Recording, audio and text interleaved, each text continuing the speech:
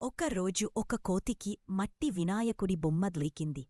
అప్పుడునుంచి కోతి ప్రతిరోజు పళ్ళు, పూలతో వినాయకుడికి పూజ చేసేది. 9 రోజుల తర్వాత వినాయకుడు కోతికి స్వప్నంలో ప్రత్యక్షమై ఇలా చెప్పాడు: ప్రియమైన వనరా, నువ్వు నన్ను ప్రేమతో పూజించావు. ఇప్పుడు సమయం వచ్చింది. నన్ను నీటిలో నిమజ్జనం చెయ్యి, తద్వారా నేను తిరిగి కైలాసానికి వెళ్ళగలను.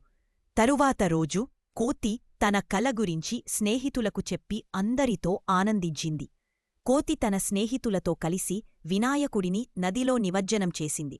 వారి భక్తికి మెచ్చిన వినాయకుడు ప్రత్యక్షమై వరమిచ్చాడు: ఈ అడవి ఎల్లప్పుడూ పచ్చగా ఉంటుంది, మీకు ఎప్పుడూ పండ్లు, ఆహారం కొరత ఉండదు అని ఆశీర్వదించాడు. మనస్ఫూర్తిగా చేసే భక్తి, పూజ ఎప్పుడూ ఫలిస్తుంది. ఇలాంటివి మరెన్నో అందమైన యానిమేషన్ వీడియోస్ కోసం మా చాంటీస్ యానిమ్ వరల్డ్ ఛానల్కి సబ్స్క్రైబ్ చేయండి. మీ అమూల్యమైన చేతులతో ఒక లైక్ మరియు షేర్ చేయండి. Thank you.